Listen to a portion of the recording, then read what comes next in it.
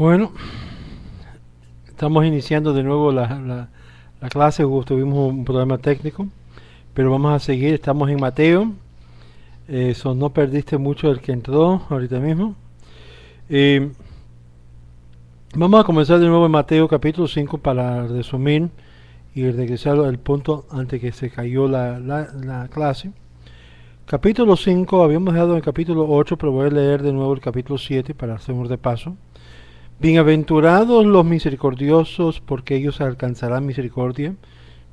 Y luego dice, bienaventurados los limpios de corazón, porque ellos verán a Dios. Bienaventurados los pacificadores, porque ellos serán llamados hijos de Dios. Estoy leyendo de la versión Valera. Bienaventurados los que padecen persecución por causa de justicia, porque de ellos es el reino de los cielos. Bienaventurados sois cuando por mi causa os vituperáis y os persiguen y digan toda clase de mal contra vosotros mintiendo.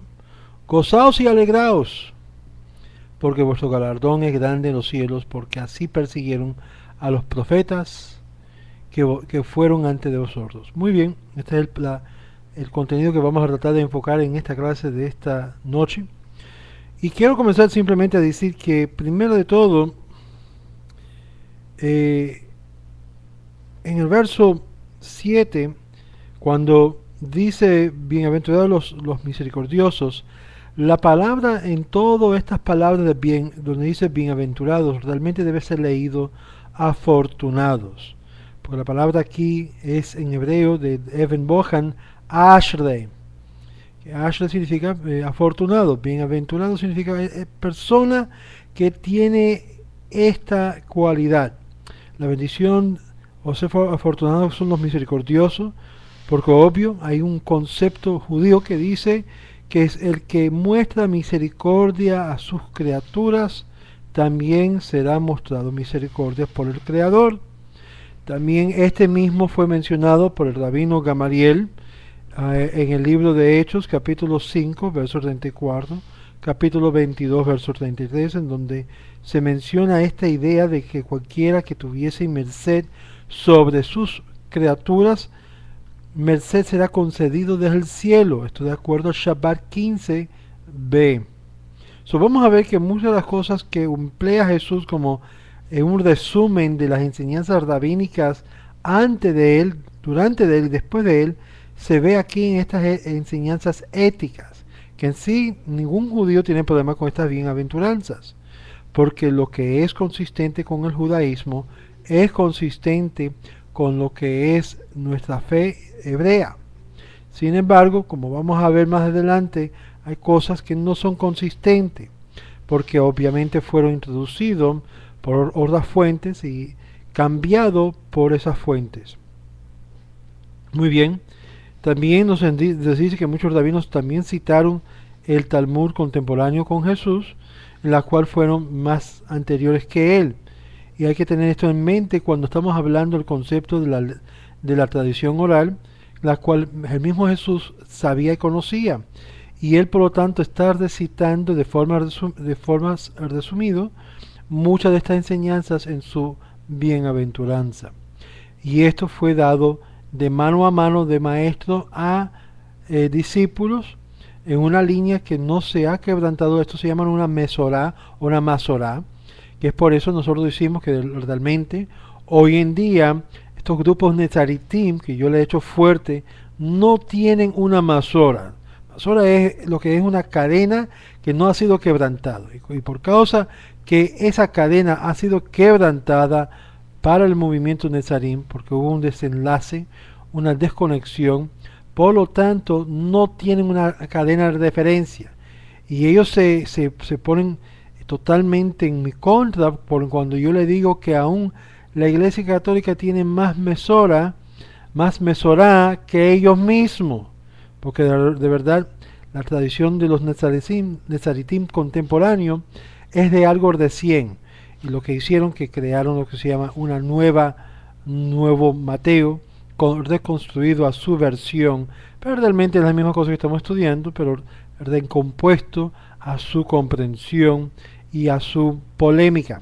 Y es por eso que es preferible que sigue estudiando lo que es la versión católica y que sigue estudiando lo que hay aquí, porque realmente esa versión llamada la reconstrucción, la nueva reconstrucción de Mateo, es eso mismo, una reconstrucción, y por lo tanto no tienen una cadena perpetua sobre esto, excepto a lo que a ellos les parece mejor de sacar de aquí, así como el código real. Bueno, vamos a ir para adelante porque no queremos perder tiempo sobre esto, pero es muy importante entender que este es una cadena de enseñanza que podemos hallar, que aquí en lo que es ser afortunado, hallamos algo de gran inicio, porque de verdad esto, Jesús continúa la enseñanza que los sabios mismos habían eh, divulgado a la comunidad hebrea. Hasta ahora no hay problema, esto de acuerdo a Pequeña Vot 1.1, que fue dado de maestro a discípulo y etcétera. Versículo 8, vemos algo muy importante. Por lo tanto, los que son afortunados que se envuelven en mostrar misericordia, Dios del cielo le va a dar misericordia. Por eso debemos de practicar actos de merced sobre uno de los sordos. Verso 8, bienaventurados los limpios de corazón, porque ellos verán a Dios. Ahora, antes que fuimos interrumpidos por este sistema, aparentemente la pregunta que tenemos que hacernos es por qué cuando las escrituras dice que nadie verá a Dios y vivirá, y sin embargo aquí nos da un pasaje que nos da una aparente contradicción. Aquí la contradicción es que bienaventurado, afortunado lo del limpio corazón, porque verán a Dios. Obvio, aquí no se está refiriendo ver a Dios con los ojos físicos, sino poder percibir, tratar de llegar a una relación con Él, con el Eterno. Aun cuando usamos la expresión masculino de Él, Dios sabemos tiene componentes, se expresa de forma masculino como femenino, pero Dios no tiene como nosotros un sexo particular, pero se expresa en forma femenina como masculino, porque es nuestra forma de tratar de entender al Creador. Muy bien, bienaventurados o afortunados son los puros en corazón, porque ellos verán a Dios. Como dice el Salmo, ¿quién ascenderá al monte del Eterno y pondrá de pie en el lugar santo de su santidad? Y dice y responde el salmista, Salmo 24, verso 3 al 4. Y dice, aquel que tiene manos limpias y corazón puro. ¿Qué significa esto? Bueno, esto involucra más que simplemente de levantar las manos que no han derramado sangre. Habla también de que el que levanta no lo hace de forma de doble hipocresía, sino de verdad de un estado de tajó, de pureza, en manos limpias. Es por eso nosotros tenemos la tradición que cuando nos levantamos por la mañana, literalmente enjuagamos la mano cuando nos despertamos. Se llama Netilay Yadayim, para que así cuando nos presentamos, aún antes de comenzar las oraciones, vas a ver en muchas sinagogas, aquellos que han visitado sinagoga tienen un lugar donde tienen como un lugar para enjuagarse las manos, para lavarse las manos, porque es referente a este pasaje, que aquellos que son de manos limpias y corazón puro. Es decir, estamos hablando de un cambio de santidad en su servicio a Dios, y es por eso que vas a ver, en contraste de estas personas que andan por ahí diciendo vamos a pronunciar el nombre santo, sagrado, usando las letras las cuartas letras de tetragramatón de una forma usual, y diciendo el nombre como aparece en las versiones de Valera, de verdad, en vez de hacer una santificación a Dios, están profanando y tomando el nombre de Dios en vano, la cual claramente vas a ver que no solamente Jesús dice que eso está prohibido, sino nuestra Torá mucho más está también prohibido. Por eso tenemos que tener cuidado que cuando decimos con nuestra boca el nombre eterno, estemos en un estado de pureza y limpieza de corazón, un buen estado. También que no se debe de pronunciar el nombre eterno cuando estamos utilizando, digamos, el baño, lugar que apesta, para no asociar al nombre sagrado con algo que apesta o huele. Verso 9. ¿Cuál es la bendición del verso 9? Claramente que ellos van a poder percibir, conocer a Dios Esto es muy importante, porque muchas personas dicen que conocer a Dios y sin embargo andan lo que es en una senda de otros dioses y por lo tanto no pueden percibir lo que es la presencia divina. Verso 9 de Mateo 5. Bienaventurado, dice acá, los pacificadores, porque ellos serán llamados hijos de Dios. Ahora, los pacificadores, porque serán llamados los hijos de Dios, el Rab Hillel dice lo siguiente: que seas vosotros entre los discípulos de Aarón, que aman, que son amantes de la paz, persiguiendo la paz, amando a la gente, trayéndolos cerca a la Torá. Entonces, Perkei Avot, capítulo 1, verso 12. En otras palabras, el que es un pacificador son personas que buscan reconciliación y paz entre dos personas. Estos son personas que tratan de buscar soluciones o que haya armonía en nuestros medios. En contraste, uno de los principios fundamentales de la teología cristiana es devolver la gente afuera de la Torá, es decir, de llevarlo en vez de la práctica de leyes de acuerdo a la Torá, que somos salvos por gracia y no hay que aguardar la ley porque la ley es legalismo y que la ley condena y que la ley muestra el pecado y que la ley... Y comienzan a hablar una serie de cosas que uno tiene que decir, espérate, si la Torá dice, si los salmistas dice claramente con qué limpiará el joven su camino, sino con la Torá. Pero ellos no usan la palabra Torá en su traducción, no, usan la palabra de Dios. Ahí la palabra hebrea, cuando ustedes leen pastores, ministros, misioneros, la palabra en hebreo, en esa traducción, es Torá. Es en guardar la Torá el joven limpia su camino. Déjame decirle esto: cuando usted comienza a guardar la Torá, su camino se va a enderezar. Por eso que hay tantos pastores, hay tantos ministros, hay tantos que emplean lo que es la palabra de Dios y sus caminos están bien jorobados. No que decir que lo nuestro no hay jorobados, pero estamos diciendo que hay menos posibilidad porque como quiera tenemos que seguir lo que es la ley. Y la ley se aplica de una forma externa como interna. Y ahí está la diferencia principal. Pero yo quiero leerle algo más sobre esto porque el verso 9 nos trae algo importante. ¿De quién se refería a esto? De estos que persiguen lo que es la ley. Yo quiero leerle el comentarista cristiano, lo que es el comentario Jerónimo. Eso es, no es un comentarista judío, es un comentarista cristiano, que yo sé que muchos pastores, puede ser que él tenga este comentarista. Estoy viendo la versión en inglés que fue hecho por Raymond Brown, teólogo católico, Joseph Fitzmyer, también católico, y Rolando Murphy. Todos estos son teólogos del mundo de la cristiandad católica. ¿Y por qué queremos ver esto? Porque quiero que ustedes leen esto. Y más viniendo lo que es la fuente católica. Yo quiero que ustedes escuchen el comentario que dice acá en cuanto a este verso 9. ¿Quiénes son los Benei Elohim que habla aquí en el Evan Bohan y que usa la expresión ¿quiénes son los hijos de Dios? Quiero que ustedes leen y escuchen lo que voy a leerle de aquí del libro. Dice, los hacedores de paz. La palabra aquí no representa necesariamente la frase hebrea, el que produce prosperidad. Más bien, esto significa aquellos que tratan de reconciliar los que contienden.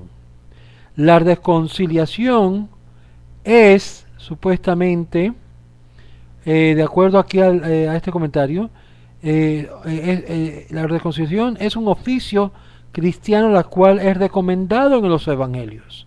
Mateo 23, del 23 al 26. Pero el galardonado es llamado Hijo de Dios. Este es un título de Israel. ¿Por qué? Porque aquellos que reconcilian las luchas o las contiendas son genuinamente israelitas. ¿Qué significa esto? ¡Wow! Esto es potente, amigos. Es decir, una de las naciones del mundo que siempre está buscando hacer paz, aun contra aquellos que son los enemigos de la paz, los palestinos, es quien más sino el pueblo de Israel. Están dispuestos a entregar tierra, a hacer la paz, removerse de todos los territorios, hacer todo tipo de negocio con el fin de tener paz con sus prójimos, sus vecinos.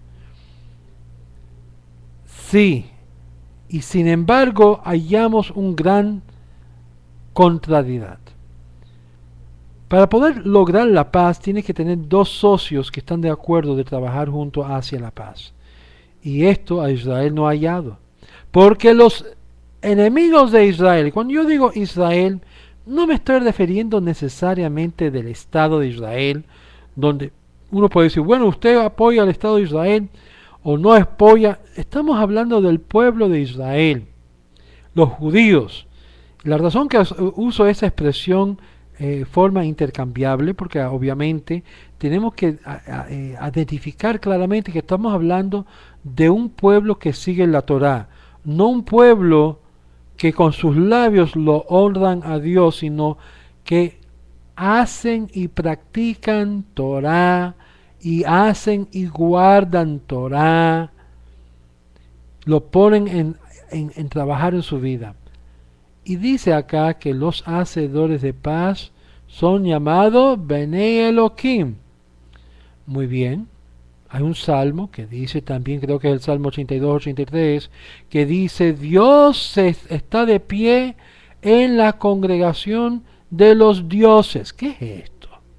Alguien me escribió el otro día sobre esto y le expliqué lo que es la interpretación sencilla de ese salmo, que eso se refiere que Dios está entre aquellos que se involucra con la palabra de Dios para tomar decisiones legales de acuerdo a la Torá, y Dios juzga a esos jueces de acuerdo o no si están interpretando y aplicando correctamente.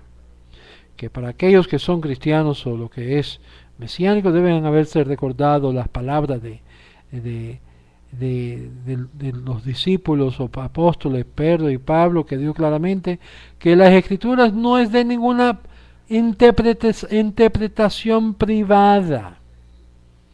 Es decir, que ya existió una interpretación aún antes que los discípulos decidieron dar su vuelta a las cosas. Y es por eso que vamos acá. Porque ellos son llamados hijos de Dios, que se involucran en lo que es tratar de interpretar o en tratar de traer a lucir una decisión legal para el pueblo. Y es aquí, gracias Eliahu por poner el salmo ahí en la nota, Salmo 82:1. Y es por esto que vemos un gran poder de que realmente el que empuje lo que es Torah, conceptos de Torah, lo que hacen todo esto en cuanto a la enseñanza de Torah son y tratan de traer paz al mundo en todo lo que en lo que hacen. Y es por eso que dice aquí aún el comentarista católico que esto se refería a los antiguos israelitas. Obvio, una de las muestras de una persona que tiene la chispa judía, que tiene lo que se llama el Neshama hebreo o israelita, realmente se demuestra en su falta de crueldad. Como digo, que si la persona muestra este tipo de motivo o aspectos donde la persona siempre está tratando de buscar la paz entre las personas, esto es una buena característica en la persona y será digno de ser considerado como digno para poder entrar a ser parte del pueblo de Israel. Muy bien, vamos a seguir adelante. Yo quería leer esa nota porque pensé que era de gran interés, porque ahora vamos a entrar en algo más profundo que esto. Este es el verso 10. Bienaventurado o afortunado son los que padecen persecución por causa de justicia, porque de ellos es el reino de los cielos. Muy bien, de ellos. Bienaventurados o afortunados son los que te persiguen por causa de justicia. porque de ellos es el Malchut Beshamayim, el reino de los cielos. Está hablando de lo que es el reino de Dios, donde Dios impera. El rabino Abahu dijo que un hombre siempre debe estar entre aquellos que son perseguidos en vez de aquellos que persiguen. Baba Kama 393a. ¿Por qué? Porque estamos hablando que estamos siempre buscando la paz en toda forma de traer paz con los demás. ¿Por qué no puede haber paz con personas correligionarias cuando existen diferencias de opinión? Porque es un asunto de de verdad. Pero el que persigue la paz busca tratar de alcanzar y traer a la otra persona no solamente a su lado, sino al punto donde los dos pueden comprenderse uno del otro y entender, no es así, pero es así, pero respeto tu opinión, pero todavía puede lograrse la paz. Muy bien. ¿Y qué dice acá el verso? Esto, que padecen lo que es persecución. Ya leímos lo que dice el Baba Kama, o ya sabemos que nada de lo que estamos leyendo aquí no está en contrario al judaísmo. Verso 12.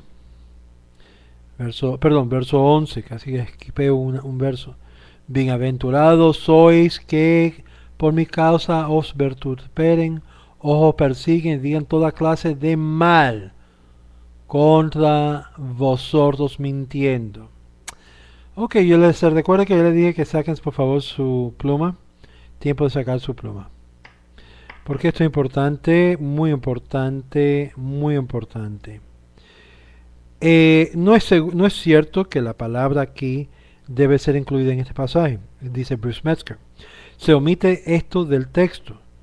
Hay algunos que la ausencia de la palabra se halla en el manuscrito del oeste, en la tradición, el número es la D, y también de la versión italiana, en lo que es en los papiros BCDHK, en la versión, en los manuscritos siriaco, y de acuerdo también a la versión de Tertuliano, y otras versiones también.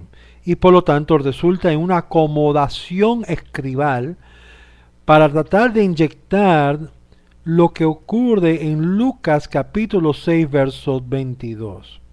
De verdad forma, los escribas han sido tentados para poder insertar una palabra con el fin de limitar una mayor generalización de las enseñanzas de Jesús. Es decir, los escribas decidieron, no, está muy general, vamos a ser más específicos. So añadieron algunas palabras.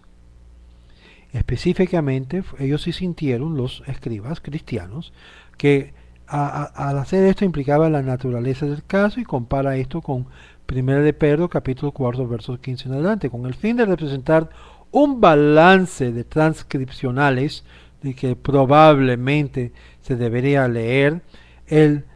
Algunos incluyen esta palabra simplemente para lo que es la parte ecuménica, pero como habíamos dicho, eso no se halla. Déjame repetir. Cuando dice usa la expresión en griego falsamente o por mentira, estas palabras acá no está presente. Cuando dice toda clase de mal contra vosotros mintiendo, coge su marcador y por favor tacha de mal contra vosotros. No aparece, para que se vea así de esta forma. Remuévelo. ¿Ok? ¿Viste la marquita aquí que puse aquí? Quítalo, eso no está en los manuscritos original. Ahora vamos a leer el versículo de nuevo, removiendo lo que es esta añadidura escribal por los escribas cristianos, para que podamos ser un poco más honestos al texto. Bienaventurados sois cuando bienaventurados sois cuando por mi causa os vituperen, os persigan y digan, punto. Ahí paran. Ok, eso es decir que digan claramente toda clase de mal contra vosotros mintiendo. Eso es, no se hay. Es decir, literalmente, lo que aquí Jesús está diciendo es que por causa que ustedes me están enseñando la Torah, como yo le estoy enseñando, ustedes serán considerados afortunados cuando le persiguen y le hacen todo tipo de mal por causa de lo que están persiguiendo, por las enseñanzas mismas. el énfasis es cambiado de la persona a las enseñanzas. Y es lo que ilustra, y es por esto la razón que la mano escribal entró en este pasaje para ponerle el énfasis a lo que es la fe en Jesús en vez de la fe en Dios o en la Torah. Esto es importante que hagan este cambio para que vayan cambiando literalmente como Mateo realmente se leía. Pero obviamente tenemos el gran problema todavía que a cambiarle, a añadirle y a estar tergiversando y teniendo que hacer esta tarea que estamos haciendo por ustedes, uno tiene que hacerse la pregunta, ¿cómo puedo yo confiar en una traducción castellana de la versión Valera cuando toda esta información que yo le estoy revelando a ustedes, al público, no se lo han dicho? ¿Por qué están haciendo esto? ¿Por qué sigue encubierto o tratando de encubrir todos estos detalles que es conocido en la materia de lo que es escribal o de epistemología, que es la área de donde deben de saberlo? ¿Y por qué los líderes, ustedes los pastores, por qué ustedes no conocen esto tampoco? Que eso le hace a uno tener que rascarse la cabeza y decir, ¿qué fue lo que me enseñaron en el seminario teológico cristiano de Logos o de Palabra o de Global Ministerio? ¿Qué es lo que te estaban enseñando? Te voy a decir lo que te estaban enseñando. Te estaban indoctrinando de reproducirse las doctrinas denominacional de su movimiento y jamás estaba la intención de escudriñar si sus manuscritos de verdad era sin error y traducido correctamente. Esta es la razón porque hay tantos pastores, tantos ministros, tantos misioneros que me están llamando y comunicándose conmigo porque son personas que realmente están en búsqueda de la verdad y solamente van a seguir la verdad. Y a estos líderes, a estos pastores que yo les estoy hablando en esta clase, en esta noche, nosotros en Los Caminos a Él hemos creado un programa especialmente para ustedes, un programa para que pueden ver la comparación entre lo que es el judaísmo y el cristianismo a través de una clase como esta, con el fin de educar. Pero eventualmente sabemos que la educación nos lleva a otro punto, el punto de tener que examinarse ustedes mismos, que es lo que les está motivando para mantenerse donde están. Y realmente lo que hemos visto es que personas que estudien, que conozcan, que hacen las preguntas difíciles a los profesores, no le van a responder con una respuesta que ustedes se van a sentir con más fe. Lo opuesto. Esa pregunta va a causar una duda, un hueco en lo que es en las enseñanzas teológicas que le han inculcado, y como resultado ustedes van a comenzar poco a poco a entender lo que nosotros, el pueblo de Israel, hemos entendido de hace tiempo, que no todas las escrituras es inspirado por Dios. Solamente el Tanaj, lo que nosotros llamamos la Torá, el Tanaj, lo que ustedes llaman el Antiguo Testamento, esto es solamente que hay que dependerse. Si el Antiguo Testamento, entre comillas, era suficiente para los apóstoles de Jesús seguir, ¿por qué no para ustedes? Porque obviamente tiene que haber la polémica. Y es por eso que aquellos que estaban conmigo saben que yo les recomiendo que se pare de su Biblia cristiana, atrévalo. Si su Biblia tiene el Antiguo Testamento y el Nuevo Testamento, toma el tiempo, cógelo, rómpelo en la mitad y ¿sabe qué? Estudia el Nuevo Testamento aparte del Antiguo, ver si esto se puede apoyar, se puede ser fundado sobre eso. Y es por eso que hay tantos que buscan tratar de liberarse de lo que es el Antiguo y comprobar el Nuevo. No lo puede hacer. Ni no solamente comprobarlo, darle bases. El momento que usted echa a la basura lo que es la doctrina cristiana y vota el Antiguo Testamento como algo viejo, no útil, ¿qué es lo que va a suceder? Ustedes no van a tener fe, porque su fe está basado en un fundamento que no existe. Por lo tanto, la única forma de comprender lo que realmente Jesús estaba enseñando es dentro de un contexto voy a usar la palabra un poquito más fuerte, judío, dentro del contexto de lo que es Israel y el pueblo de Israel. Si trata de sacarlo de su contexto, destruye el mensaje, destruye las enseñanzas de que el mismo fundador de su fe cristiana estableció, en la cual lo que tienes es una fe, lo que mucha gente está enseñando hoy en día, una fe en Jesús y no una fe de Jesús. Y hay una diferencia. La fe de Jesús es el judaísmo, la fe en Jesús es el cristianismo. La fe de Jesús es la fe directamente en el Dios eterno. La fe en Jesús es haciendo un hombre Dios. Esa es la gran diferencia. Y es lo que nosotros llamamos un adulterio espiritual, tomando lo nuestro para cambiarlo, para sujetarlo a lo vuestro. Y es por eso que hay muchos pastores que están viendo estas clases, que están escribiéndome. Y es por eso que hemos creado un programa específicamente para ustedes, que si han salido de eso, tratar de ayudarle, si sea que ustedes quieren formar una congregación Bnei Noach o quieren eventualmente formarse parte de una comunidad judía ortodoxa, con mucho gusto le podemos ayudar y capacitar. Otra cosa, hay muchas congregaciones, estamos nosotros trabajando, para que tengan una idea, con más de 15 grupos que eran antes Netzaritim.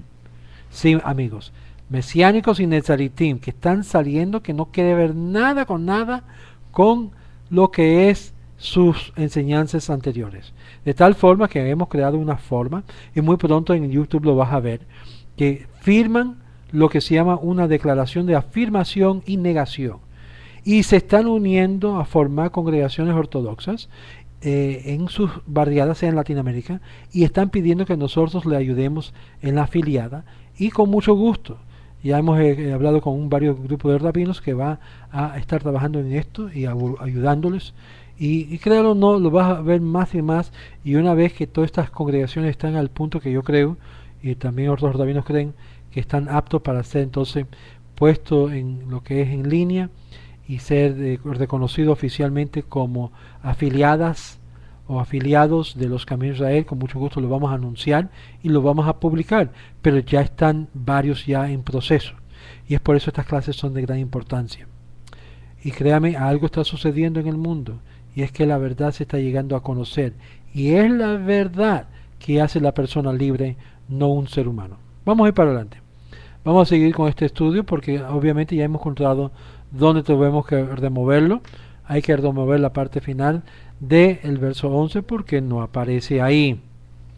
Y hay más lugares, pero eso lo vamos a ver mientras estamos procediendo en esta clase, porque obviamente hay mucho más, como el verso 22, el verso 32, el verso 44 del mismo capítulo 5, verso 47 también, áreas donde cambiaron. Pero esto, si no se enseña, la gente se quedan ciegos y diciendo, tú ves, todas las escrituras, incluyendo el Nuevo Testamento, es inspirado por Dios. No. Cuando Pablo dice toda escritura es inspirado por Dios, jamás se refería a lo que fue puesto en el canon hace 325 años después que dijo esas palabras. Obvio, tenemos un gran problema. La única cosa que usted puede decir que sí, todas escrituras inspiradas y dadas por Dios, solo se refería a lo que ustedes llaman el Antiguo Testamento, y jamás se refería al Nuevo Testamento, los epístolas de Pablo, Juan, etcétera. Y es por eso que con mucho gusto yo le enseño dónde están los grandes huecos en la Biblia cristiana, porque hay grandes problemas, amigos. No es confiable. Bueno, vamos para adelante.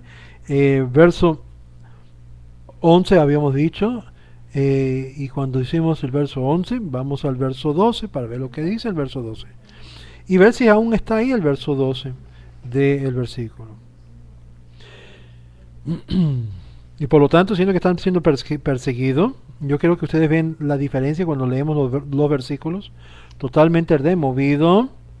Cómo lee diferentemente en apoyo cuando uno está enseñando Torah y está siendo perseguido por enseñar Torah. Bienaventurados sois cuando por mi causa os vituperaréis y os persiguen, y digan toda clase de cosa, o que digan toda clase de cosa. Perdón, déjame repetir. Bienaventurado sois cuando por mi causa os vituperen, os persiguen. Gozaos y alegraos, porque vuestro galardón es grande en los cielos, porque así persiguieron los profetas y fueron antes de vosotros. ¿O qué fue lo que estaba tratando de decir Jesús? Que si a los discípulos que están siguiendo a Jesús, que era una tradición judía, le están persiguiendo también a ustedes, deben considerarlo como una gran alegría, porque así persiguieron a los profetas antes de ustedes. ¿Por qué? ¿Qué era lo que hablaban los profetas? La palabra de Dios, la Torah, las enseñanzas de la Torah. Inmediatamente Jesús establece una razón o causa por la cual ellos deben de entender claramente que cuando ellos seguían las enseñanzas, que esto es lo que era la tradición, de maestro a discípulos, cuando lo perseguían por enseñar Torah, que ellos estaban también recibiendo persecución porque así lo hicieron los profetas. Aquí está evocando Jesús lo que es una tradición profética de línea a línea. Estamos viendo ya ahora una delineación diferente de Jesús que lo del Jesús del cristianismo. Un Jesús judío que profesaba su fe en solo Dios, en contraste a un Jesús que se promovía que hay que creer en él. Dos tipos de Jesús. Muy bien. Y es por eso que hay que señalar que miles de judíos por los siglos han sido matados en el nombre de Jesús por estos errores y estos cambios en textuales. ¿Cómo van a repagar la iglesia por todos esos martirios que sucedió en las manos de la iglesia, matándolo todo en el nombre de este fundador judío? Deben de pedirle perdón a Jesús mismo por el mal y el daño que hicieron, cambiando sus palabras y añadieron cosas que él nunca jamás dijo. Eso se llama le han causado un gran infamia a la persona histórica. Es poderoso. Pero vamos a ir para adelante. El verso, déjame responder a los Nezarim sobre eso, porque ellos dicen que lo que nosotros estamos hablando es racismo y es odio contra un judío cuando hablamos en contra de Jesús. Primeramente, ustedes no saben ni siquiera lo que es odio ni hablar mal. Primeramente de todo, conozcan su historia primero. Número dos, tienen que conocer claramente que fue el movimiento cristiano que ha estado promoviendo cosas que sabemos que Jesús jamás dijo, que muy probablemente no lo dijo. Lo vamos a ver otro ejemplo de esto cuando llegamos a la parte donde Jesús se enfrenta a los fariseos en el templo y él le dice a los fariseos: destruye este templo y en 3 días yo lo levantaré. Lo que la gente no entiende, dentro de ese pasaje hay un comentario y está encerrado lo que se llama en paréntesis. Ese comentario no aparece en los manuscritos más fidedignos, que dice: y esto habló acerca de su muerte y resurrección. Espérate, eso no sucedió hasta después de la muerte de él. Y ahora, ¿por qué el autor está escribiendo después de su supuesta resurrección y muerte en un pasaje del manuscrito que fue escrito años después? Obviamente vemos lo que es que fue escrito no años después, sino miles de años después, durante la era medieval, cuando tenían que tratar de, cuando tenían que justificar el hecho de que Jesús no cumplió esa profecía, de que iba a levantar el templo cuando fue destruido. El templo fue destruido en el año 70, aproximadamente. Imagínense 3 días, o digamos, vamos a dar darle un año para poder reconstruirlo. Y todavía el templo no ha sido reconstruido. Obviamente esto fue un juego de manipulación para poder darle una nueva explicación a lo que fue claramente una profecía incumplida de Jesús. Muy bien, vamos a en esta noche parar aquí, porque queremos ver para la próxima semana lo que es la sal de la tierra, la luz del mundo, Jesús y la ley. Yo quiero tomar bastante tiempo con esto porque obviamente esto está combinado con la idea de que Israel es la sal, Israel es la luz, Israel posee la Torá, y todos que poseen Torá poseen la luz, poseen la sal.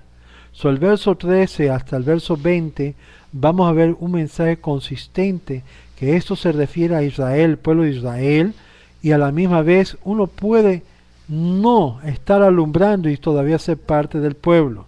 Y en este momento, cuando ya no alumbra, ¿para qué sirve? ¿Para qué sirve? Como hemos dicho, hay judíos hoy en día, de mi propio pueblo, que es como yo le dije a una amiga sefaradí, ¿de qué sirve que los judíos cubanos acá en Miami son ortodoxos para ir a la sinagoga, para congregarse y quieren asegurar que su rabino es ortodoxo, pero inmediatamente cuando terminan lo que es el Shabbat, ya van a la carreta para comerse un sándwich de jamón y queso a la medianoche, como llaman acá, no sé cómo lo llaman, o un chancho por allá, y van a comer totalmente trefa? ¿Qué tipo de judaísmo? ¿Dónde está la luz? ¿Dónde está el efecto de la Torá en ellos? Tuve que explicarle de esta forma. Cuando la persona está conectado con Torá, es como un hilo delante de Dios.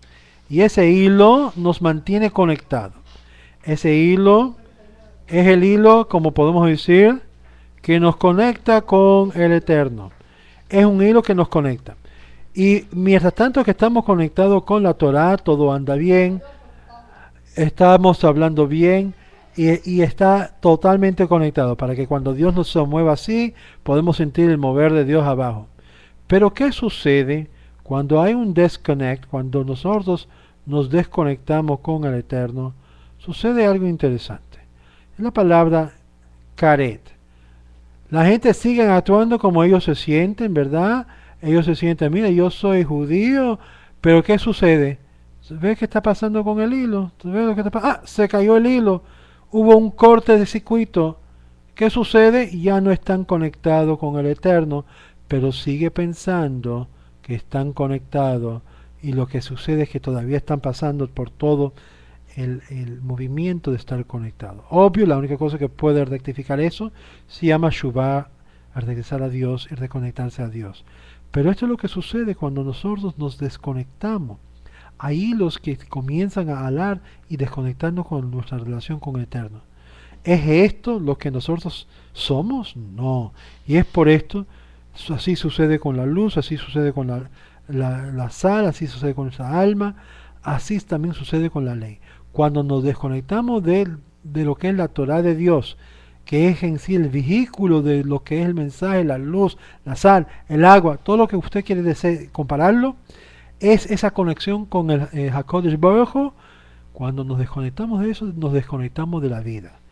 Y este cuerpo, este ser humano comienza entonces de gastarse y comienza a morir espiritualmente. Y aunque está vivo y dice que es parte de Israel, es removido eventualmente de la tierra de los vivientes. Y es por esto que tenemos muchos judíos. Totalmente, son de papi y mami judíos, pero están viviendo como no judíos, como goy. Ahí es donde hay los problemas. Bueno, aquí terminamos la clase de esta noche. Para la próxima vamos a ir a lo que es los asuntos de la sal, la luz y la ley. Y ahí es donde vamos a ver cosas increíbles. Esto hasta ahora está bien. Recuerda de mover todas esas marcas. ¿Hay preguntas en la sala? ¿Quedan gente en la sala? Baruch Hashem. Baruch Hashem. No hay preguntas. Y la sala se está llenando. Estamos en buen tiempo. Bueno, shalom, shalom. Por favor, aquellos que nos dan su contribución, la contribución de estos meses del verano están bien bajos, sí, casi nada.